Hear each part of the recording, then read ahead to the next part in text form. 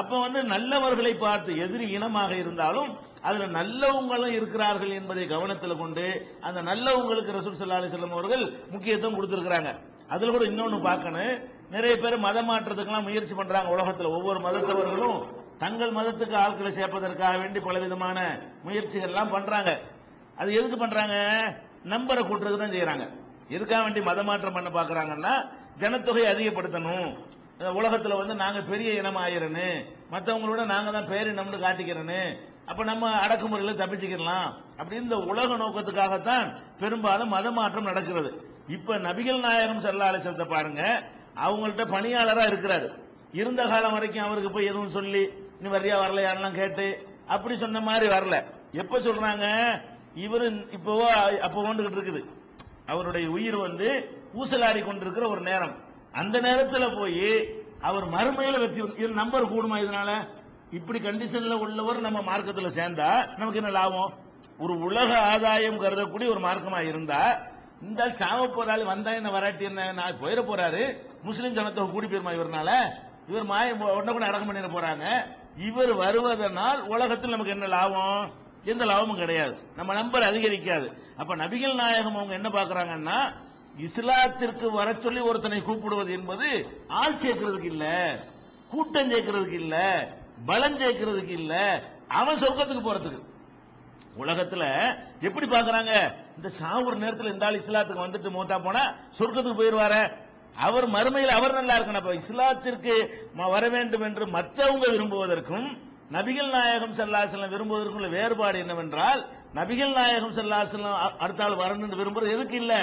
நம்ம பெரிய சக்தியை பின்னாடி திரட்டி ஒரு மாபெரும் தலைவராகி பெரிய சக்கரவர்த்தியாகி அப்படிங்கிறதுக்காக செஞ்சாங்களா? கண்டிப்பா கிடையாது. அப்படி செஞ்சு இருந்திருப்பார்களே ஆனால் முன்னாடியே இதெல்லாம் சொல்லியிருப்பாங்க. இந்த ஆளுக்கு போய் சொல்ல தேவையே இல்லை. உடம்பு சரியில்லாம கிடக்கிறாரு, மௌத்த நெருங்கிட்டாரு, அவர்கிட்ட போய் நீ இஸ்லாத்து வாப்பான்னு சொன்னா என்ன? அது கூட வெளிப்படுத்துறாங்க. வெளியே வரும் பொழுது அந்த ஆளு இஸ்லாத்தை ஏற்ற நிலையில் மௌத்தாயிட்டாரு. அல்ஹம்துலில்லாஹி அல்லதி அன்கதஹு மினன்னார், நரகத்திலிருந்து அல்லாஹ் அவரை காப்பாத்தினான அவனுக்கு எல்லா புகழும். அதுல மகிழ்ச்சி அடைகிறாங்க. நமக்கு எந்த நம்பரும் கூடல. அப்ப நபிகள் நாயகத்தினுடைய ஆன்மீகம் எல்லாம் எப்படி இருந்தது என்றால், மக்களை சேர்க்கிறது, அரசியலுக்கு கூட்டம் சேர்க்கிறதாக இருக்கவே இல்லை. அந்த மக்களுக்கு நல்லது செய்வதாக இருந்தது. அந்த மக்களுக்கு மறுமை வாழ்க்கை சீராகணும், அவங்க சொர்க்கத்துக்கு போகணும், நம்ம எந்த கொள்கையை சொல்றோமோ அந்த கொள்கையை நம்ம உண்மையாளராக இருக்கணும் என்பதற்காக வேண்டி நபி ஸல்லல்லாஹு அலைஹி வஸல்லம் இப்படி நடந்து கொண்டாங்க. இப்படி ஒரு மனித நேயம் நம்ம பார்க்க முடியுமா? ஒரு உதவி செஞ்சா கூட என்ன செய்யறாங்க? நிபந்தனை போட்டு தான் செய்யறாங்க. ஒரு உதவி செஞ்சா கூட வீடு கட்டி வேணுமா, நீ எங்க மதத்துக்கு வந்தா வீடு கட்டி தருவோம், பாக்குறோமா இல்லையா? உன் பிள்ளைக்கு காலேஜ்ல இடம் வேணுமா, எங்க மதத்துக்கு வந்தா இடம் தருவோம். நபிகள் நாயகம் ஸல்லல்லாஹு அலைஹி வஸல்லம் அவ்வளவு உதவியும் செஞ்சாங்க. உதவி செஞ்ச காலத்துல என்ன செய்யல? நீ என்கிட்ட வேலை செய்யறதா இருந்தால் உனக்கு வேலை கண்டிஷன் ஆகி இருக்கலாம்ல. நீ என்கிட்ட வேலை செய்வதாக இருந்தால், எனக்கு அந்தரங்க பணியாளராக இருப்பதாக இருந்தால் நீ என்ன செய்யணும்? நீ இஸ்லாத்துக்கு வந்தா தான் உன்னை சேர்த்துக்கிறேன் சொல்லலாம்ல. ஒரு அரசியல் நோக்கத்திற்காக ஒரு மதத்தை ஸ்தாபித்து மனுஷன் உண்டாக்கின மார்க்கம் வந்து அப்படிதான் சொல்லுவாங்க. இந்த மார்க்கத்தை மனிதர் உண்டாக்கி இருந்தால், நபி ஸல்லல்லாஹு அலைஹி வஸல்லம் அவங்க சொந்த கற்பனையில உண்டாக்கி இருந்தால் இதை தானே சொல்லியிருப்பாங்க. எப்படி சொல்லியிருப்பாங்க?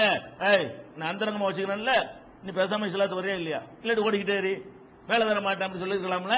அப்ப அவங்க இது அல்ல மார்க்கம், அல்லாஹ்வுடைய மார்க்கமா இருக்கிறதுனாலதான் இந்த செய்த உதவிகளுக்கும் அந்த மார்க்கத்துக்கு எந்த விதமான முடிச்சும் போடல, சம்மந்தப்படுத்தவே இல்லை. அவர் மறுமையில் நல்லா இருக்கிற மேட்டர் வரும்பொழுது மட்டும் அதுக்காக வேண்டி அவங்க அதை அக்கறை செலுத்துறது நம்ம பார்க்கிறோம்.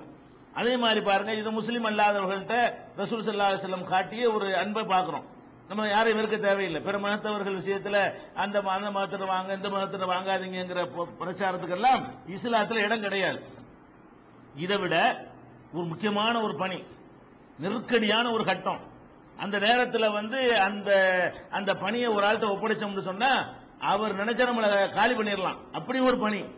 அந்த மாதிரி ஒரு நெருக்கடியான கட்டத்தில் கூட அந்த முஸ்லிம் அல்லாதவர் நம்பிக்கையாளராக இருந்தாரையானால் அவரிடத்தில் ஒப்படைச்சிருக்கிறாங்க ரசூல் ஸல்லல்லாஹு அலைஹி வஸல்லம். எதை பார்க்கறாங்க? அவர் நம்பிக்கை இருப்பாரா, அவர் முஸ்லிம் அல்லாம இருக்கட்டும், அப்படி ஒப்படைச்சிருக்கிறாங்க. என்ன பணி அது? அது அவங்க வாழ்க்கையை திருப்பி இருக்கும். இந்த பணியில் அவரை யாரை நம்பி ஒப்படைச்சாங்களோ அவர் மாத்திரம் துரோகம் செஞ்சிருந்தால் இஸ்லாமிய வரலாறு வேறு விதமா எழுதப்பட்டிருக்கும். அப்படிப்பட்ட ஒரு பணியை ஒப்படைக்கிறாங்க. அது என்ன பணி? நபி ஸல்லல்லாஹு அலைஹி வஸல்லம் அவர்கள் மக்காவில் இருக்கும் பொழுது அவங்க 13 வருஷம் கஷ்டப்படுறாங்க. பிறகு எதிரிகள் அவங்களை கொல்லுவதற்கு, உள்ளூர் வாசிகள் அவங்க குடும்பத்தாரை கொல்லுவதற்கு திட்டம் போட்ட உடனே ஊரை விட்டு தப்பிச்சு போறாங்க. இதான் ஹிஜ்ரத் நம்ம சொல்றோம். நபி ஸல்லல்லாஹு அலைஹி வஸல்லம் அவர்கள் தம்முடைய 53வது வயசுல 40வது வயசுல நபின்னு சொல்றாங்க. 53 வயசு வரைக்கும் அவங்க வந்து அங்க மக்காவுல பிரச்சாரம் பண்றாங்க. 53வது வயசுல ஊரை விட்டு என்ன செய்யறாங்க, அவங்களும் அபூபக்கரும் வெளியே போறாங்க. ஊரை விட்டு தப்பிச்சு போறாங்க. ஆனால் தப்பிச்சு தான் போறாங்க. ஏன் வெளியே போக விட மாட்டேங்கிறாங்க. ரவுண்டு கட்டி கொல்றது அவன் திட்டம், ஊரை விட்டு விரட்டுறது அவன் திட்டம் கிடையாது. அவன் திட்டம் கொல்லுவது. அப்ப கொல்வதிலிருந்து தப்பிக்க வேண்டுமானால் ஊரை விட்டு ஓடி போயிடணும். ஊரை விட்டு ஓடுறதுனா என்ன, 3 கிலோமீட்டர்ல இருக்கு. ஊரை விட்டு ஓடி போய் இன்னொரு ஊருக்கு போறதுக்கு ஊரை விட்டு ஓடுறதுங்கிறது ஒரு நீண்ட தொலைவு உள்ளது. வாகன வசதி இல்லாத காலங்களில் 400 கிலோமீட்டர் போறேன்னா சும்மாவா, 400-500 கிலோமீட்டர் மக்காவில இருந்து மதீனா வரைக்கும் என்ன செய்யணும், அவ்வளவு தொலைவுக்கு போகணும். எதுல போகணும், ஒட்டகத்துல மற்ற மாதிரி குதிரையில இதுல தான் போக முடியும். ஒட்டகத்திலாம் போக முடியும், குதிரையில கூட போக முடியாது பாலைவனத்துல. அப்ப எல்லா பாலைவனம் ஃபுல்லா நடந்து போவதாக இருந்தால் அது ஒட்டகத்திற்கு மாத்திரம் தான் சாத்தியமாகும். அப்ப ரசூலுல்லாஹ் புறப்படுறாங்கல்ல, புறப்படும்போது என்ன பண்றாங்கன்னு கேட்டா ரசூல் ஸல்லல்லாஹு அலைஹி வஸல்லம் அபூபக்கரும் ஒரு ஐடியா பண்றாங்க. என்ன ஐடியா, நம்ம வந்து ஒட்டகத்துல இங்க இருந்து போனால் ஒட்டகத்தினுடைய அந்த காலடி தடத்தை பின்தொடர்ந்து வந்து நம்ம எங்க போறோம்னு பிடிச்சிருவாங்க. ஒட்டகம் நல்லா நச்சு நச்சுன்னு பதிகிற மாதிரி காலடி தடம் இருக்கும். அந்த ஒட்டகத்தினுடைய காலடி தடத்தை வைத்து நினைச்சிருவாங்க, நம்மளை வந்து பின்தொடர்ந்து வந்துருவாங்க. அதே நேரத்தில் வந்து நம்ம நடந்து போனா போய் சேர முடியாது.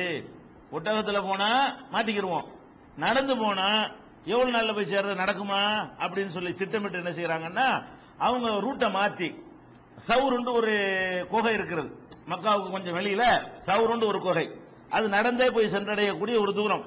அவங்க என்ன செய்யறாங்கன்னு கேட்டா ஒரு ஆளை கூப்பிடுறாங்க. யாரு, அந்த இனத்தை எந்த இனம் கொள்ள நினைக்கிறதோ அந்த மாற்று மதத்து இனத்தில் உள்ளவரையே ஒருத்தர் வந்து அழைக்கிறாங்க. அவர் வந்து நேர்மையானவர், அவர் வந்து கொள்கையில மாறுபட்டவரா இருந்தாலும் அவர்கிட்ட என்ன செய்யறாங்கன்னு கேட்டா 2 ஒட்டகத்தை ஒப்படைச்சு, இந்தா இது உங்ககிட்ட தந்தாச்சு, நீ வந்து 3 நாளைக்கு பிறகு இந்த ஒட்டகத்தை கொண்டு இந்த இடத்துக்கு வந்துடணும். நாங்க 3 நாளைக்கு அங்க இருப்போம். இவங்க மதீனா வரைக்கும் போயிருவாங்க. அதுக்குள்ள ரசூல் ஸல்லல்லாஹு அலைஹி வஸல்லம் மதீனாவுக்கு நேரம் போகல. எப்படி திட்டம் போடுறாங்க, நம்ம நடந்தே போய் ஒரு இடத்துல நடந்து போனா காலடி தடத்தை கண்டுபிடிச்சு வர இயலாது, காலடி தடம் ஆழமா பதியாது. அதனால நாங்க நடந்தே போய் அந்த சவுறு குகையில ஒரு 3 நாளைக்கு இருந்துருவோம். நீ 3 நாள் வரைக்கும் அவன் அலை மோதிப்பிட்டு எங்கேயோ எஸ்கேப் ஆயிட்டாருன்னு வெப்சைட் திரும்பி வந்துருவான். ஊர்காரன் என்ன செய்வான், இங்கிட்டு கொஞ்சம் ஆள் அனுப்புவான், அங்கிட்டு கொஞ்சம் ஆள் அனுப்புவான். அவன் நடந்து போய் இங்கனக்குள்ள இருப்பாங்கன்னு நினைக்க மாட்டான். தப்பிச்சு போறவங்க என்ன செய்வாங்க, வாகனத்துல ஏறி இப்படி எங்கிட்டாவது போயிருப்பாங்க, ஏதோ ஒரு நாட்டை நோக்கி போயிருப்பாங்கன்னு சொல்லி எங்கிட்ட எல்லாம் ஒட்டகம் போகுது அங்கிட்டலாம் ஓடுவான். பார்த்துவிட்டு சரி ஆளை இனிமே முடியாதுன்னு திரும்பி வந்துருவான். இந்த 3 நாள் வரைக்கும் நம்ம இங்கே இருப்போம் அப்படின்னு சொல்லி அந்த குகையில என்ன செய்யறாங்க, ரசூல் ஸல்லல்லாஹு அலைஹி வஸல்லம் போய் தங்கிக்கிறாங்க.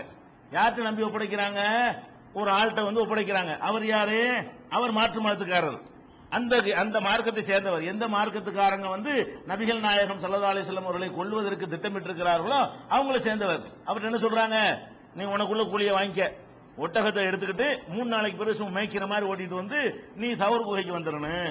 சவுர் குகைக்கு வந்தவன என்ன செய்வோம், அதுல நாங்க அங்கிருந்து இறக்கிறோம், எங்களுக்கு நீ வழி காட்டணும், குறுக்கு வழியில கடற்கரையோரமாக என்ன செய்யணும், அப்படியே எங்களை கொண்டாந்து மதீனாவுல சேர்த்துடணும். இவ்வளவு பெரிய பொறுப்பை அவர் இடத்துல ஒப்படைக்கிறாங்க. நம்பி ஒப்படைச்சாங்கன்னு வருது அந்த ஹதீஸ்ல. ஒப்படைச்சபடி அவர் நடந்தாரு, அவர் தான் கொண்டு சேர்த்தாரு, எந்த ஒரு துரோகமும் செய்யல. இப்ப இந்த ஆள் மட்டும் மாட்டிருந்தான்னு வைங்க, நம்மகிட்ட ஒட்டகத்தை கொடுத்திருக்காரு வாங்க கூட்டிட்டு போறேன் அப்படின்னு தவறு கூட்டிட்டு வந்திருந்தா வரலாறு வேற மாதிரி போயிருக்குமா இல்லையா? எவ்வளவு பெரிய ஒரு நெருக்கடியான ஒரு கட்டம். அப்ப நம்ம இதுல என்ன விளங்கணும் என்று கேட்டால், இது எங்க வருதுன்னு கேட்டா, இது புகாரில இந்த வரலாறு, நீண்ட வரலாறு, பெரிய ஹதீஸ் இது. புகாரியில 2264 2663 ஆகிய ஹதீசுகள் இதை பார்க்கலாம். அப்ப ரசூல் ஸல்லல்லாஹு அலைஹி வஸல்லம் வஸ்தாஜர நபி ஸல்லல்லாஹு அலைஹி வஸல்லம் வ அபூபக்கரின், ரசூல் ஸல்லல்லாஹு அலைஹி வஸல்லம் அவர்களும் அபூபக்கரும் ஒரு கூலிக்கு ஒரு ஆளை நியமித்தார்கள். யார, ரஜுலும் மின் பனித்தியல், பனித்தியல் என்ற கூட்டத்தை சேர்ந்த ஒரு மனிதரை ஹாதியன் வழிகாட்டியாக கைடாக அவரை நியமிக்கிறாங்க. உஹுவ அலா தீனி குஃபாரி குறைஷ், அந்த குறைஷிகளுடைய அதே தீனை சேர்ந்தவர் அவர். இவர் யார் என்று கேட்டால், அந்த குறைஷிகள் எந்த மதத்தை பின்பற்றுகிறார்களோ அந்த மதத்தை பின்பற்றக்கூடியவர். யாரு கொல்றதுக்கு திட்டம் போடுறாங்களோ அவங்க மதத்தை சேர்ந்தவர் இவர் அப்படின்னு அந்த ஹதீஸ்ல வருது. அமினாஹு, அபூபக்கர் ரலியல்லாஹு அன்ஹு அவர்களும் ரசூல் ஸல்லல்லாஹு அலைஹி வஸல்லம் அவர்களும் அவரை நம்பினார்கள். நம்பி ஒப்படைக்கிறாங்க. அவர் பார்க்கறாங்க, ஊர்ல இருக்க தெரியும்ல, மாற்று மதத்த ஆளா இருந்தாலும் இவரை நம்பலாம், கொள்கையில மாறுபட்டு இருந்தாலும் இவர் மோசடி செய்ய மாட்டார், இவர் நேர்மையா இருப்பாரு, நியாயம் பேசுறவங்க எல்லா மதத்திலும் இருப்பாங்க. கொள்கையில் நம்ம கொள்கை பிடிக்காம இருக்கலாம், நியாயம் பேசுறவங்க எல்லா கொள்கையில உள்ளவங்களும் இருப்பாங்க. அதை வந்து ரசூல் ஸல்லல்லாஹு அலைஹி வஸல்லம் செஞ்சாங்க, நம்பி